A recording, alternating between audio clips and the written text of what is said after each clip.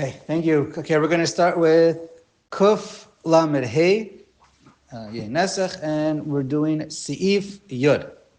Okay, so you have a kli that you took from a non-Jew, so there's wine, there was his stam yenam in there, potentially in there, and now you want to use it for yourself. That's what we're discussing. And everything, so we're assuming, was cold. So Yud. Kli or Hatzarich Milui Ve'iroi, Tzarich Shiosif or Uchayotze Bo Al Piv Ke'ein Gadafna Kadei Shialu Amayim Al Piv. It's important that in order to kosher it, whenever you need to with iroi, milui ve'iroi, you fill it up for 24 hours 3 times with water. The entire kli must be soaking in water, right? Because it may have been holding yeh nesach anywhere in that kli. It may have been full, so it needs to be sitting there with water soaking, filled up to the very tippy top and basically to the top of the rim, the top of the lip of the kli. But here you have it's not a solid kli, it's not metal, it's not wood, it's leather. So the only way to keep a liquid covered to the top is if you add a little bit to it so that it stays, you can like lie it down on the floor and it'll stay with liquid going over the opening. כדי שיעלו המים על פיו, או יהפכנו על פיו בתוך כלי מלא מים 3 ימים אחרים. Okay, or you fold it over. I think he's saying you're doing it twice. You fold it over, well, you can fold it over on itself, so in a way that it's being soaked with water always on from the inside, and then it's folded inward so that it's also being covered all the way to the top of the lip. That is what chenu means? Not to turn the whole thing over, only to fold it in the top. So I'm not sure if it's inverting it, or you first do the inside completely for 3 days, and then you let it lean over into another kli for another 3 days. I'm not sure what he means by Shlosha Yemim Acherim. Right, into another kli. Right. Sounds like you're putting it into another kli, and it sounds like you don't have to do the entire kli all at once. We had this before. When you kosher kelim, you don't have to kosher the entire kli all at once if you can't. So, but by tevilas kelim, the entire thing has to be done at once. So I think that's what he's saying. Okay, let's go on. Yud Aleph. Kol makom shamarnu tzarich shikshuch. Okay, we had this before a few times. And if you want to kosher it, and you need to do shikshuch, in other words, it's not deeply embedded, it's not machnisa l'kiyum, it's not zefet, it's not a case where you have to do milei v'irui. It was just, there was wine in there for an hour, it was bayei nesach, but it's a metal kli. All you have to do is just rinse it out, we said. But what does it mean to rinse out? It doesn't mean empty it, it doesn't mean run it under the sink once. It means you fill it up you fill it up with some water. You don't have to fill it up top with water to the tippy top, but you have to put in some water in there or rinse it with a hose or a faucet, and then you shake it. Basically, you just need to have some water in there so that you're rinsing it out, you're shaking it out so that it's being rinsed from the sink, whatever it is. So water is touching all of the walls of the inside of the kli, the top of the kli, and everything's getting rinsed out. A normal rinse, but a good rinse. You don't have to scrub it with wool or a sponge.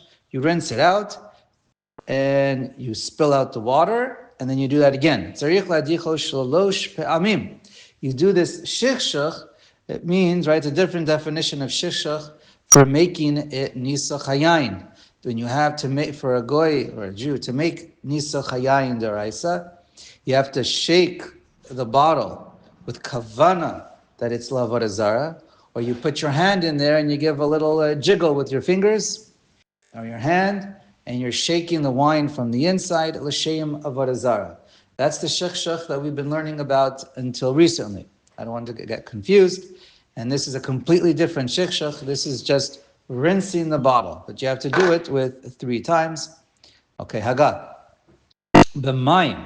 Now, you need to do this cleaning business with water. Avalo b'yayin. Afilo rotzeles or yayin shemeshachshech. You can't be cleaning it with wine. That's the din, at least lachatchila. You cannot be. We don't want to use wine. Wine is the thing we're trying to get rid of, and wine is the thing that's aser, and we're talking about yain, which is oser b'kol shehu.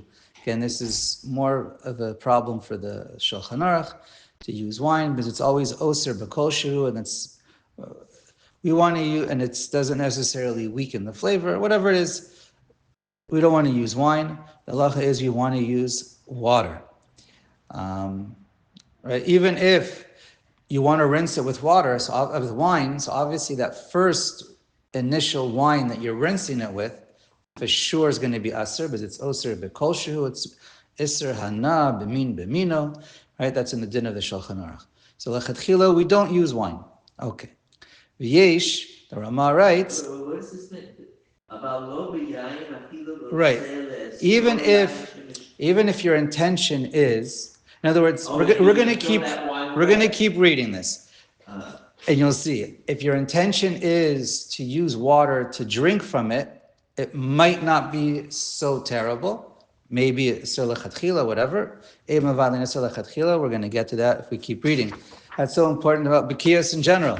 Is that you can't learn anything B'iyon if you don't read and know the whole picture. So, but even if your purpose is to rinse it with wine, and you know that the first rinse of wine, you're doing it to clean it, but it's going to be aser because it's aser b'mashahu right away. But the second wine, the second time you fill it up with wine, okay, maybe that'll be mutter. But we don't do that lechatchila.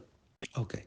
V'yeshim mekilim b'di'evet, but you can do it b'di'evet. In other words, lechatchila, you want to only clean it with water. B'di'evet, you could do it with wine. Certainly, according to the psak of the Ramah by Christian wine. So, okay. Also, many point out that water cleans better. That could also be a reason. Well, it could be that water cleans better than wine. Okay.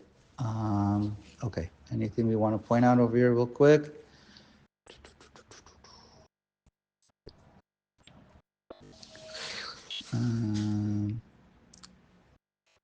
Yeah, just the Shach points out, one opinion says it's mutter l'chatchila once you do it with wine, but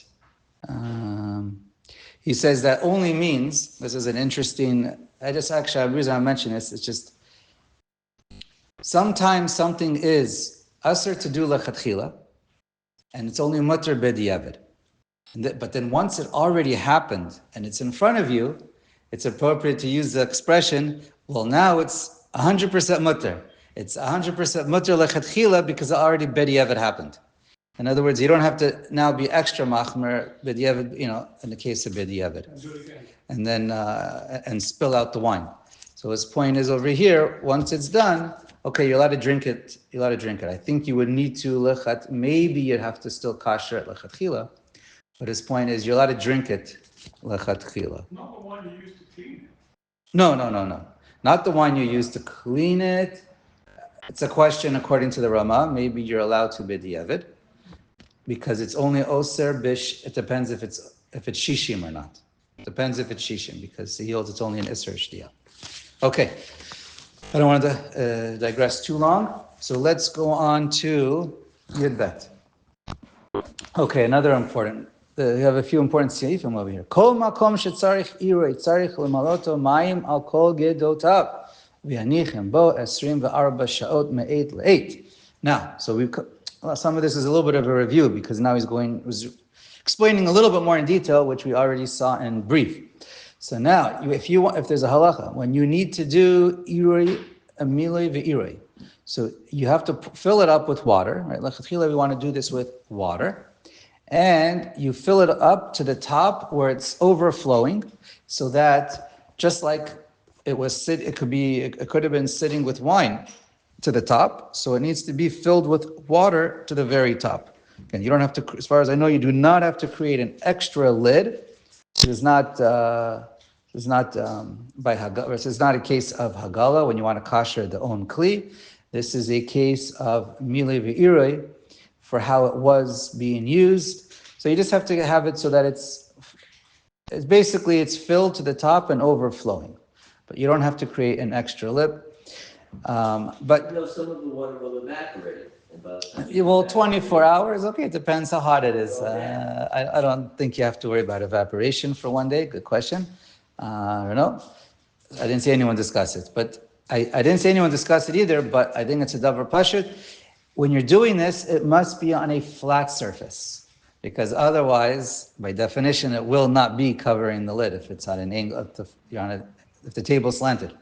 Okay, so it must be a full 24 hours, as we said.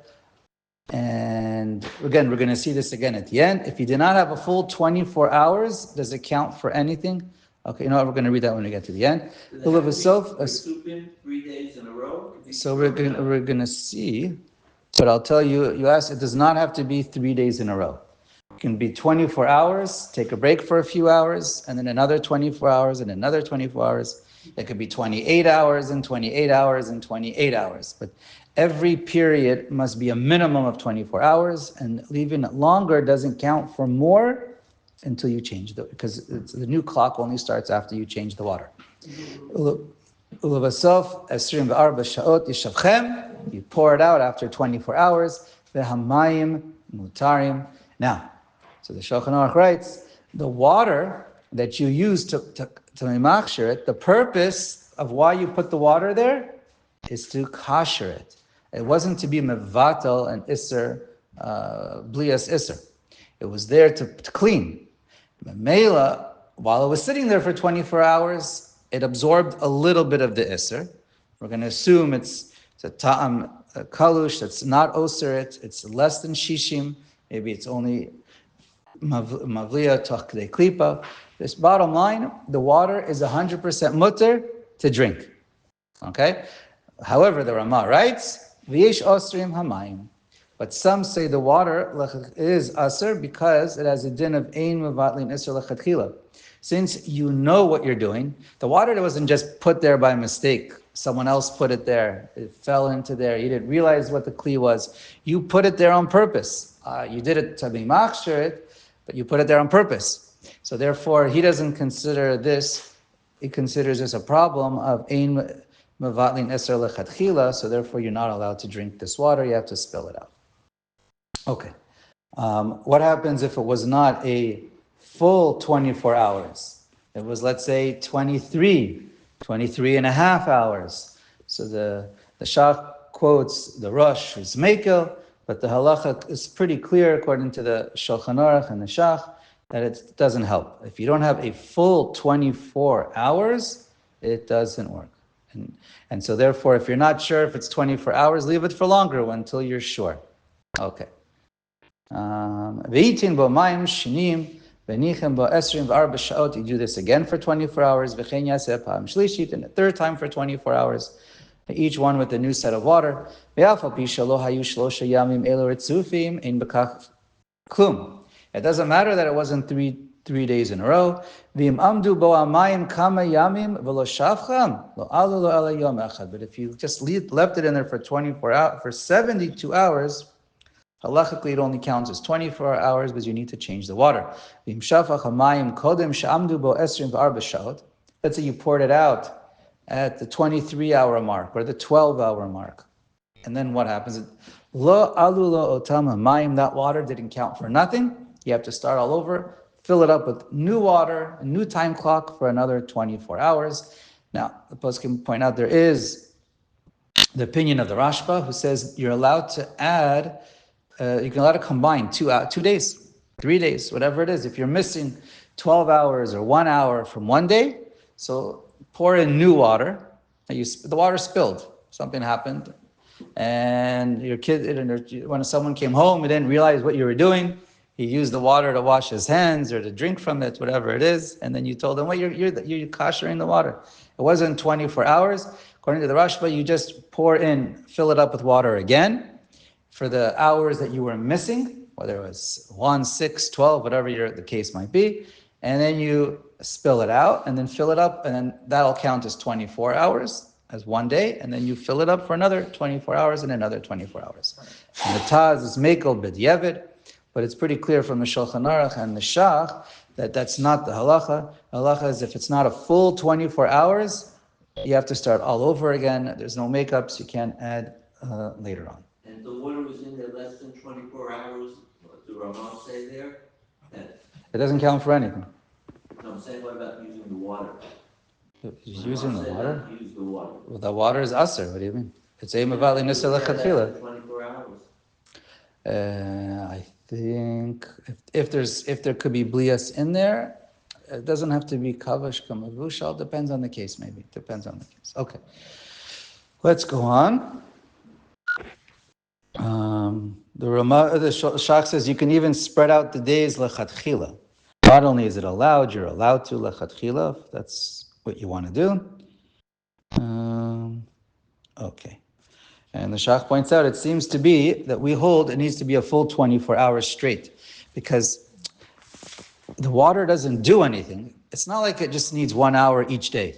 It needs a full 24 hours at one time in order to pull out enough effectively.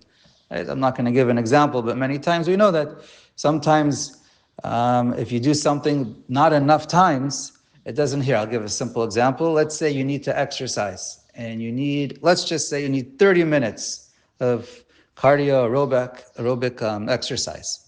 So if you do 5 minutes a day, it's never going to be the same as 30 minutes at one time. Whatever, a lot of things like that. Okay. Haga. Mei melach chazakim. Sheyesh behen shlish melach u'shnei shlishi mayim mu'ilim b'me'ed le'ed kamo iri shlosha yamim. So the Ramah has a case where you don't... Ramah says there's a case where you don't have to have 72 hours. All you need is a one-time 24 hours. If you're not using regular water, but you're using something really strong. So the only case I believe that's mentioned in the Gemara is Sir and Murias, and nothing else, like the fish brine.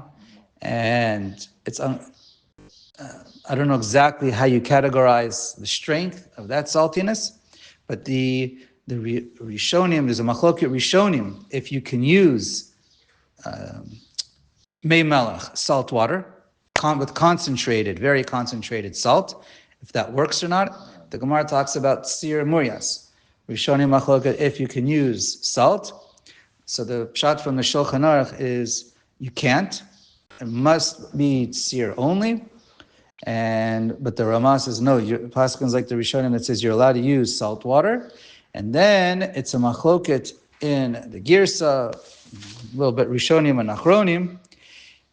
How many parts salt? So the Ramah we just saw. That's what in our version of the Tur is. You need 1 part salt, right? It goes by volume. 1 part salt and 2 parts water. But the Shach says, but our version of the Gemara that it's compared to. Again, it's lav dafka the same thing. One is by kashering, to pull out wine. One is about doing ibud on Hilchos Shabbos. It's lav dafka the same, but there is a comparison by one of the Rishonim, I think the Ramah and the Tur, that it's similar to Shabbos. Again, if it's literal or not. Anyways, our Gemara says 2 parts salt, so the Shach holds 2 parts salt. Okay. Fine. Let's go on. Anyway, so whatever. It's a machloket. How many parts salt? So let's go on. Yud Gimel. Afilu b'machnisa l'kiyum eino b'leah yoter mikadei klipa. Okay, now this is an important topic we touched upon. Whenever you have to be kosher something, we said b'miloi v'iroi. Okay, so,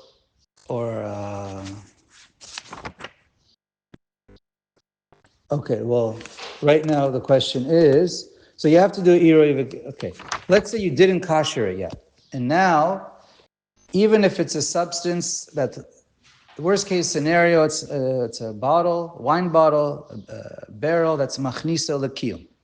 and it was used for wine, or potentially used for wine. We'll see. So now you put your liquid in there.